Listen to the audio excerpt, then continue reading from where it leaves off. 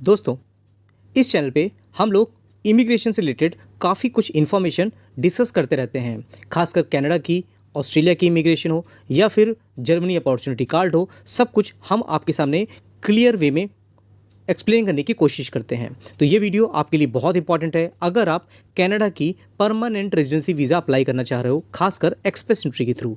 वैसे तो बहुत लोग हैं जिन्होंने पिछले 4-5 सालों में अपनी एप्लीकेशन यहाँ डाली भी है, बट हाई कट ऑफ की वजह से एप्लीकेशन पूल में पड़े पड़े एक्सपायर हो गई और बहुत लोग हताश भी हो गए हैं। लेकिन फिर भी अगर आप कनाडा की परमानेंट रेजिडेंसी वीज़ा अप्लाई करना चाह रहे हो, अभी भी आपको लगता है कि कनाडा की वीज़ा आपको अप्लाई करना चाहिए, तो वीडियो आपके लिए बहुत ज़्यादा इन्फॉर्मेटिव हो सकता है। किस तरह से, तो मैं आपको वन बाय वन सब कुछ क्लियर करने वाला हूँ। आने वाले टाइम पे ये चीज़ें बहुत ही ईजी होने वाली हैं। जैसा कि अगर आप देखोगे CRS कॉम्प्रिहेंसिव रैंकिंग सिस्टम जो होता है कनाडा में, अगर आप PR अप्लाई करते हो तो ज़रूर आपकी CRS रैंकिंग 500 से नीचे होगी अगर आप ऑफशोर अप्लाई कर रहे हो। बिकॉज अगर आप हाईली क्वालिफाइड हो, आपने मास्टर्स किया हुआ है, आपके पास 6 ईयर से ज़्यादा का एक्सपीरियंस भी है, प्लस आपने IELTS का टेस्ट भी दिया है, CLB 9 भी हो रखे हैं, फिर भी इंडिया से अगर कोई अप्लाई करता है या पाकिस्तान से अप्लाई करता है, बांग्लादेश से अप्लाई करता है, इतनी हाई CRS नहीं बन पाती है। बट अगर आपकी CRS लो है और कट ऑफ ज़्यादा जा रहा है, आप उससे परेशान हो, तो कहीं ना कहीं कुछ चीज़ें आपको जाननी चाहिए। जैसे अगर आप देखोगे तो कैटेगरी बेस ऑक्यूपेशन होती है। अगर आपकी इस लिमिटेड कैटेगरी बेस ऑक्यूपेशन में आपका प्रोफेशन आता है तो ज़रूर आपको ध्यान से देखना चाहिए, क्योंकि ये जो कैटेगरी बेस ऑक्यूपेशन है, इसमें और भी बहुत से ऑक्यूपेशन आने वाले टाइम पे ऐड होने वाले हैं।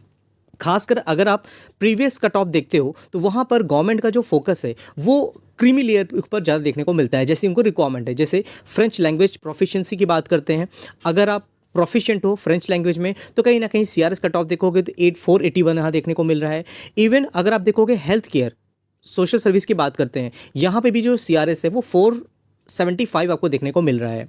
प्रोविंशियल नॉमिनी कैटेगरी एक बहुत अच्छा वे होता है कनाडा में PR अप्लाई करने का, जिसके थ्रू अगर आपकी 300 के आसपास रैंकिंग होती है तो प्रोविंशियल नॉमिनी के थ्रू आपको 600 पॉइंट ऐड हो जाते हैं, जिसके थ्रू आपका प्रोविंशियल नॉमिनी कैटेगरी थ्रू भी PR हो सकता है। ये तो बहुत सिंपल स्टेप्स हैं जिनके थ्रू आपको परमानेंट रेजिडेंसी वीज़ा मिलता है।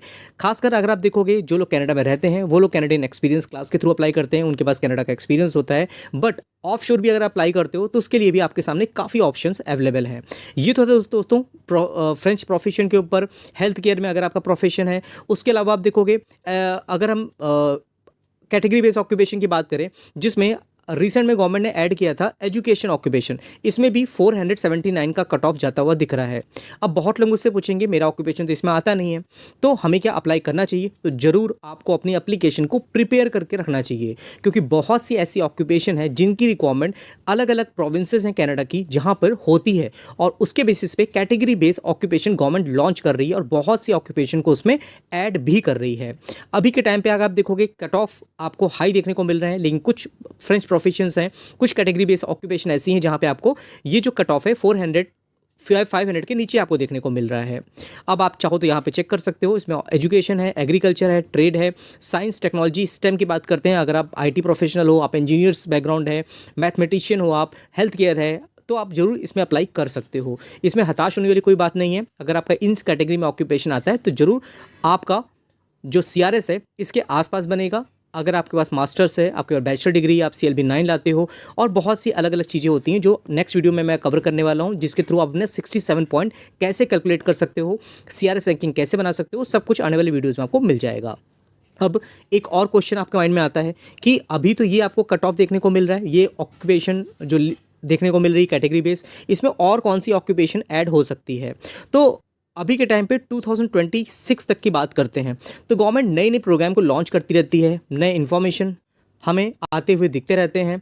लेकिन अगर हम ITA की बात करते हैं और गवर्नमेंट की जो रिक्वायरमेंट है उसकी बात करते हैं तो 2020 से लेकर के 25 तक में अगर आप देखोगे कैनेडियन एक्सप्रेस एंट्री के थ्रू कितने ITA दिए गए हैं? Invitation to apply 2,64,000 invitation to apply government के थ्रू यहाँ पे दिए गए हैं।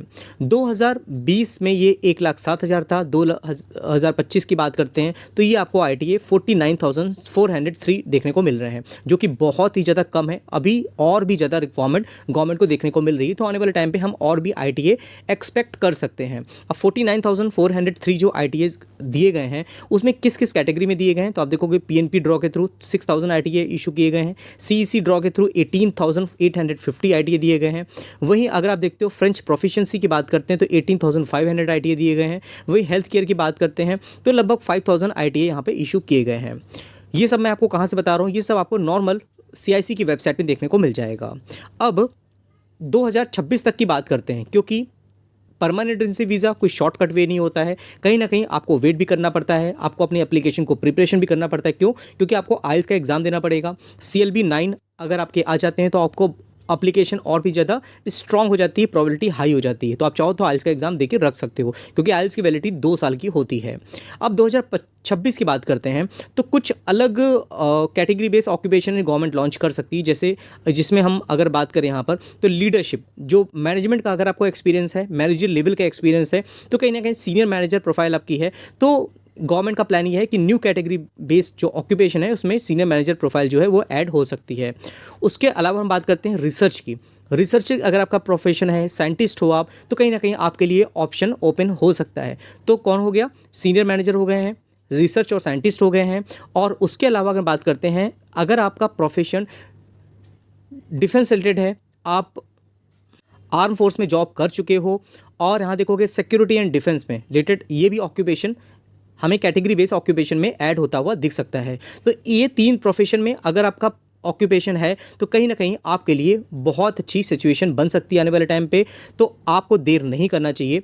आप चाहो तो अपनी एप्लीकेशन प्रिपेयर करा सकते हो। आपकी कुछ क्वेरी होती हैं तो मैं अपना नंबर कमेंट बॉक्स में दे दूंगा, जिसके थ्रू आप मुझे कांटेक्ट कर सकते हो, और ज़रूर आपके जो क्वेरीज होगी उसको मैं रिजॉल्व करने की कोशिश करूँगा।